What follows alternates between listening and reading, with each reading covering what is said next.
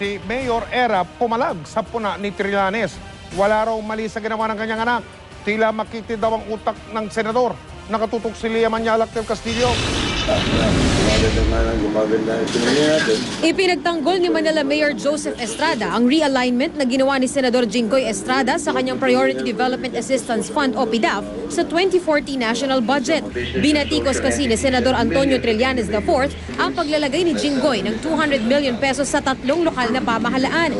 50 million pesos para sa Lalo, Cagayan, 50 million pesos para sa Caloocan City at 100 million pesos para sa siyudad ng Maynila kung saan mayor ang mismong tatay niya.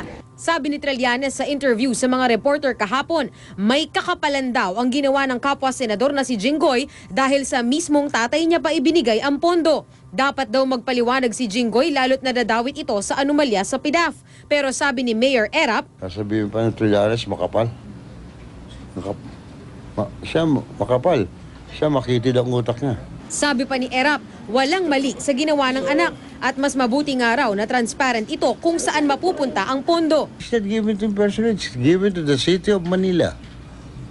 Dahil it's not because I'll benefit from it. Because Manila is bankrupt. You see, I've been telling this, we need money.